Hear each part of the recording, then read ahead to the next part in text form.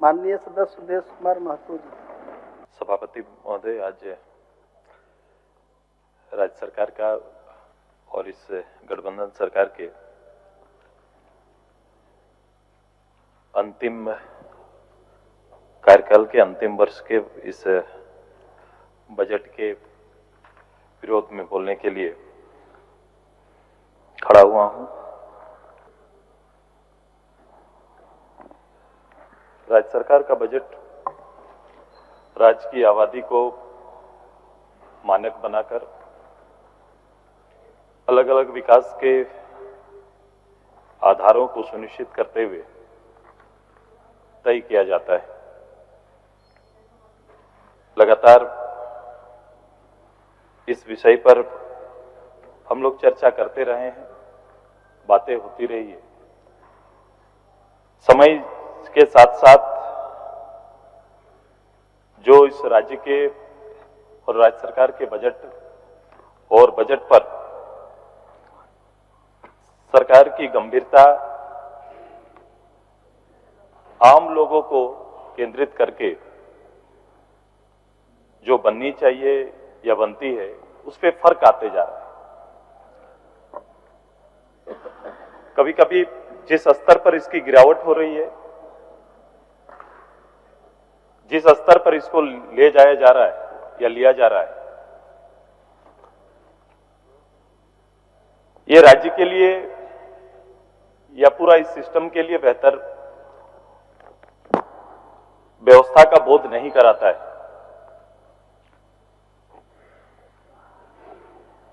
ये आंकड़ों का खेल है। आप सभी लोग अध्यक्ष महोदय जानते हैं कि अंततः लोग आंकड़ों को देखते हैं कि मैं पिछला बजट से इस बजट में मैं आया हूं और इसका आकार बढ़ा है। तो आकार जो बढ़ा है उसके बारे में लोग चर्चा करते हैं कि हमारा बजट का आकार बढ़ा है। ध्यान ये रखना चाहिए कि पिछले बजट के जो आकार थे, उस आकार में लिए गए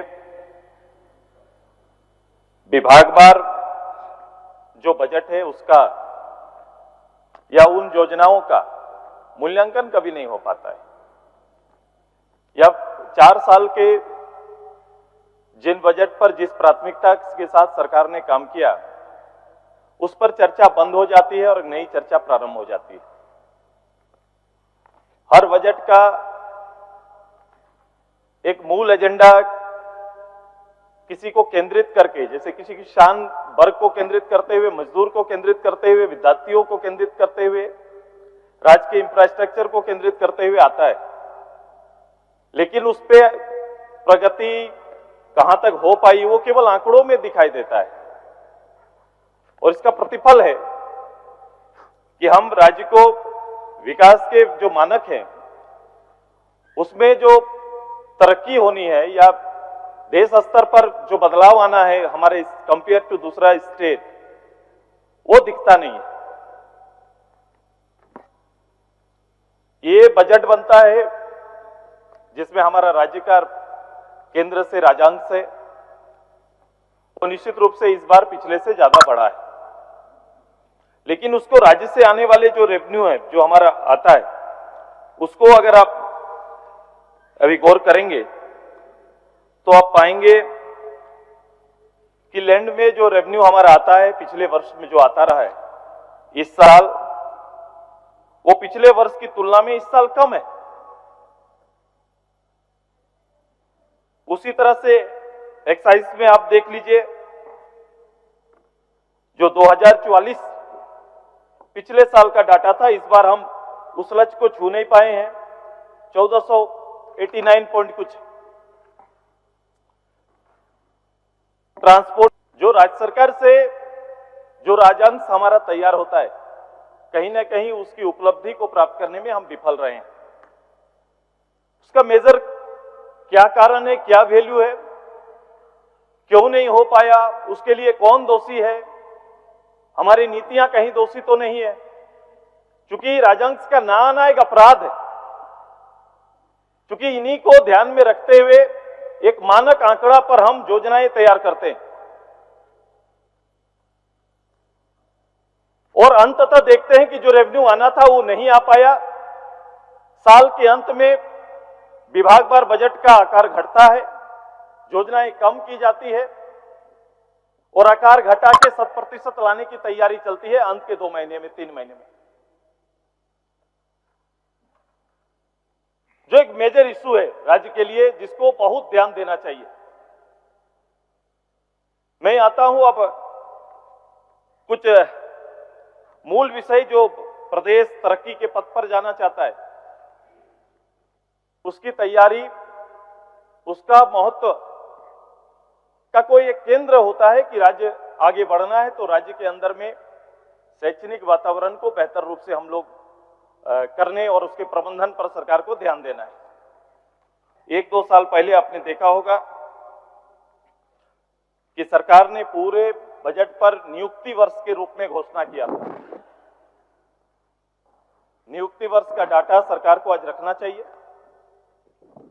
कि जो रिक्तियां थी गवर्नमेंट जॉब के ऊपर, तकरीबन 1,59,000, ग्रांट पर 56,000 के आसपास, कॉन्ट्रैक्ट पर है, डेली वेजेस के हैं, फिक्स्ड अमाउंट पर है। इस तरह से 2,48,000 पद सृजित है गवर्नमेंट के। 31% पद खाली। अगर इच्छा और इच्छा शक्ति भी हो, मैन पावर नहीं होगा तो हम रिजल्ट नहीं दे पाएंगे। सरकार ने नियुक्ति वर्ष तो कहा, लेकिन नियुक्ति नहीं हो पाई। नियुक्ति आज तक सरकारी कितना नियुक्ति हुआ? 5 लाख रोजगार सृजन करने का बात करने वाली सरकार, आज तक जो नियुक्ति हुई है तकरीबन 8,000 के आसपास का है। मात्र 4 साल में 8,000 के आसपास की नियुक्ति हुई है। उसमें सब गवर्नमेंट नहीं है, पूरे गवर्नमेंट जॉब नहीं है। अब बताओ, 40 लाख डायरेक्ट इनडायरेक्ट नौकरी 4 साल में या 5 साल में देने का वायदा करने वाले, हम 1000 में 10,000 का आंकड़ा डायरेक्ट इनडायरेक्ट पार नहीं कर पाए। अब सबसे ज्यादा जहां मैंने कहा कि जहां ध्यान केंद्रित करना चाहिए, वो जगह था हमारा शैक्षणिक व्यवस्था का। आज विद्यालय में टीचर नहीं है और लगातार मैं हमेशा 2-3 साल से इस बात की चर्चा कर रहा हूं। टीचर की भर्ती नहीं हो पाई है, टीचर नहीं है और इसका सबसे ज्यादा झेलना किसको पड़ रहा है? जिस समाज की दुहाई हम देते हैं, जिस समाज की चर्चा करना सबसे ज्यादा पसंद करते हैं और होना चाहिए। सरकारी विद्यालयों में पढ़ने वाले बच्चे किस समाज से आते हैं, किस वर्ग से आते हैं? वो अधिकतर गरीब परिवार के बच्चे हैं और सबसे ज्यादा एसटी, एससी और ओबीसी। शिक्षा का महत्व क्या है आप जानते हैं। अगर उनको लगातार विद्यालयों में टीचर ना मिले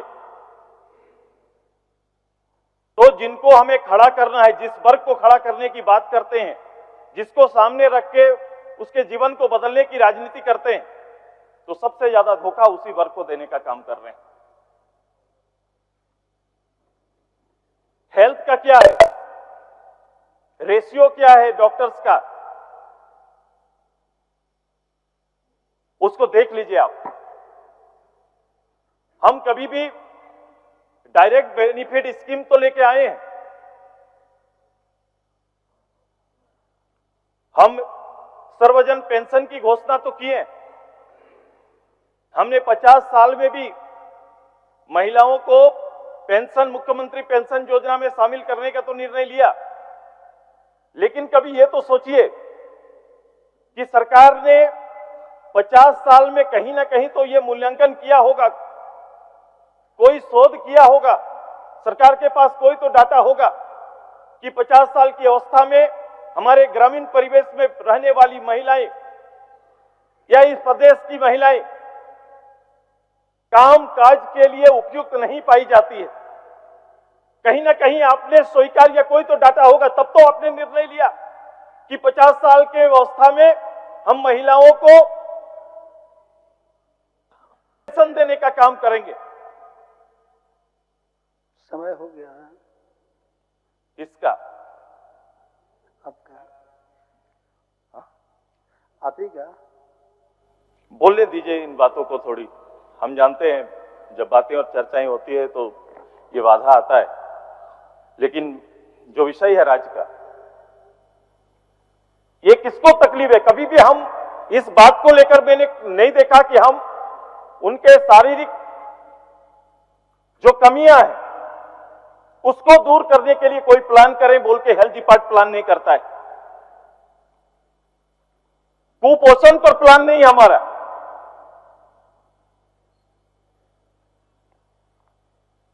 ये प्लान हेल्थ को करना चाहिए ताकि यहां के लोग बेहतर जीवन जी सके। उस अवस्था के बाद 40-50 के अवस्था पार करने के बाद हर परिवार में कहीं ना कहीं बीमारी है। उसका प्लान नहीं है, दवा देने का प्लान, शरीर खराब ना हो इसका प्लान होना चाहिए। तब आप झारखंड को खड़ा कर रहे हैं, स्वस्थ झारखंड की कल्पना कर पाएंगे। हम बीमार होने पर दवा की बात करते हैं, बीमार ना हो इसके लिए काम नहीं करते। आप अभी बात कर रहे थे, इसी हम शिक्षा पर ही बात कर रहे थे, टीचर नहीं दिए, किताब भी उपलब्ध समय पर नहीं हो पाता है। 11-12 का एग्जाम पूरा हो जाता है, बच्चों को किताब नहीं मिलता है। सरकार का जवाब आता है छपने गया है। आप टीचर नहीं दिए, आपने किताब नहीं दिया, आप पढ़ने के लिए शाम को बच्चों को बिजली भी नहीं दे पाते। अभी बात कर रहे थे कि मैं कितना यूनिट माफ कर रहे हैं, पहले तो 100 था, अब 125। बिजली रहेगा तो होगा, माफी का आंकड़ा कब आएगा जब आप बिजली जलाइएगा? गांव में जाइए, ठंड के दिन में भी लोड सेटिंग के नाम पर शाम को बिजली गांव में नहीं रहती है। औसत तो बता दीजिए, राज्य को औसत कितना घंटा बिजली मिलता है?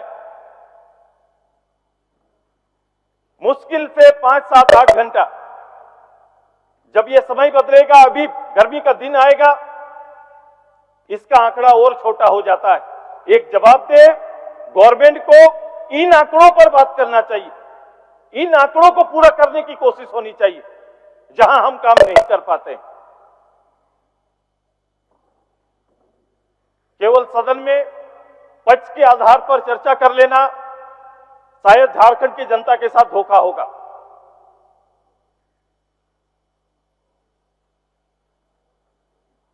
दलीय राजनीति से ऊपर झारखंड की चिंता करते हुए आज हम कहां खड़े हैं।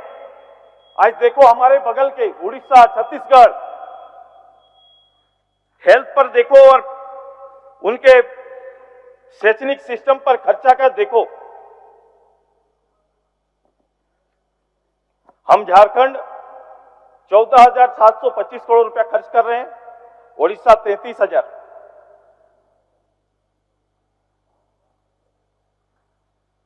$21,000 छत्तीसगढ़।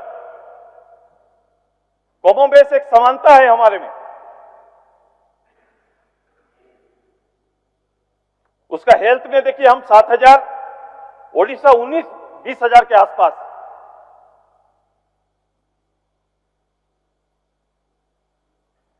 हमने हर योजना के साथ राज्य के किसी महान व्यक्तित्व का नाम जोड़ दिया है।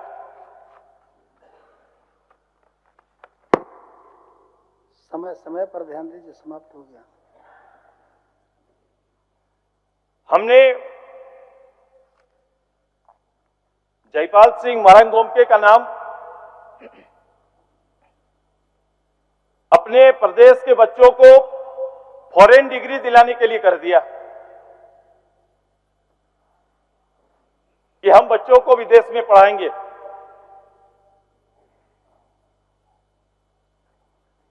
हमारे वित्त मंत्री जी हैं, प्रशासनिक सेवा में रहे हैं। अब बताओ, साल में 20 बच्चा या 20 स्टूडेंट जिसको पढ़ाने का हम तय करते हैं, और ये वाहवाही के लिए कि हम बच्चों को विदेश में पढ़ा रहे हैं, मुझे अपने जवाब में जरूर ये बताएंगे जिस यूनिवर्सिटी में पढ़ा रहे हैं वो यूनिवर्सिटी का आज रैंक क्या है, या उससे ज्यादा बच्चे अपनी क्षमता पर स्टूडेंट यहां से बाहर पढ़ने जाते हैं। हमारी कोशिश क्यों नहीं होती कि अगर हमने उस यूनिवर्सिटी को मानक बनाया है तो अपने प्रदेश के अंदर ऐसे ही मानक की यूनिवर्सिटी खड़ा करने का हिम्मत क्यों नहीं जुटाते। हमारा राजस्व हेल्थ और एजुकेशन सिस्टम में सबसे ज्यादा बाहर चला जाता है। समय समाप्त हो गया। आपने हेल्थ में आपने जहाज चलाने का निर्णय लिया, क्या बोलते हैं उसको, एम्बुलेंस, एयर एम्बुलेंस। वो एम्बुलेंस किसके लिए? यहां का किसी बीपीएल परिवार के लिए? क्यों ये अवस्था आ रहा है? क्यों नहीं ऐसा मेडिकल सिस्टम हम खुद खड़ा कर पाते हैं? एक ही तो हमारा है जो हमारा रांची में मेडिकल सिस्टम को हमारा परिचय बनाने वाला, जिसको एम्स का दर्जा दिया गया। आज उसको जाके देखिए, उसका हाल देखिए, वहां मरीजों की स्थिति देखिए। जो चेंज आना चाहिए, जो बदलाव आना चाहिए, कहीं पर नहीं दिखाई देता है। हमारा कोई सिस्टम पर विश्वास। अब वो आवाज, अभी चर्चा है काफी, संक्षेप में बोलिए। संक्षेप में बोलिए, टाइम ज्यादा हो। अब वो आवाज, बड़ी महत्वपूर्ण महत्वाकांक्षी योजना, सरकार का वादा कि 3 लाख का घर देंगे, 2 लाख का ही सही निर्णय लिए। अब बताओ, प्रत्येक पंचायत में ग्राम सभा, ग्रामीण व्यवस्था, पारंपरिक व्यवस्था की बात करने वाली सरकार ने ग्राम सभा से आवेदन कलेक्ट नहीं किया। सरकारी टेंट लगा के सरकारी बाबुओं के द्वारा आवेदन लिया गया। पूरे राज्य भर में कोई भी ऐसा पंचायत ना होगा जहां 1000, 700, 800 लोगों ने आवेदन ना दिया है। लोगों को विश्वास हुआ कि घर मिलेगा, छत मिलेगा। परिणाम क्या हुआ? जब संख्या सामने आई तो सरकार ने कहा कि इस वित्तीय वर्ष में मैं केवल 2.5 लाख बनाएंगे, और सरकार की उम्र 8 महीने की और 2028-29 तक का वादा कर दिए। इतना दिन का वादा उन्होंने कर दिया। हो क्या रहा है? संख्या क्या आया? हर पंचायत को 40 या 50। अब 800 आवेदन, 900 आवेदन में 50 आवास तय करने हैं, और तय करने किसको है? किसी ग्राम सभा को नहीं, बल्कि सरकार की त्रिस्तरीय कमेटी बनाई जाती है, और वो 14 पैरामीटर तय किए गए, उसमें से तय करके देना है। और गांव में जाइए, आप अपने गांव में जाइए, अपने क्षेत्र के गांव में जाइए, लोग ये शिकायत आपको करेंगे कि जिनको मिलना चाहिए उनको घर नहीं मिला। जिनका घर में पहले से आया उन्हीं को आवास मिल रहा है। एक अजब सी स्थिति, पहले आवेदन भरने का और अभी फिर उसको लेने के लिए गजब सी स्थिति गांव के अंदर बन गई है। सही लोगों का चयन के अभाव में हो रहा है। ये ग्राम सभा का हमारा जो सिस्टम है वो भी सभापति महोदय तोड़ा गया है। किसी प्रधान से पूछा जाता है तो बोलता है मैंने नहीं किया। हमारा ग्राम सभा का रजिस्टर आप देख लीजिए, हमारा चयन देख लीजिए, और सरकार से आए हुए लिस्ट को देख लीजिए। यह अन्याय हो रहा है। वन पट्टा को लेकर चर्चाएं चली थी। हमारे मुख्यमंत्री जी उसी क्षेत्र से आते हैं। कहिए वन पट्टा को लेकर लंबे समय से वन क्षेत्र में रहने वाले लोगों को यह सरकार वन पट्टा देगी, क्या संभव हो पाया? इसी ग्राम जो जनता दरबार लगा था उसी में यह तय होना था। अचानक से एक चिट्ठी आती है कि इसमें वो आवेदन नहीं लिए जाएंगे, और ये फैसला अभी तक नहीं हुआ, लोगों का आवेदन धरे के धरे रह गए।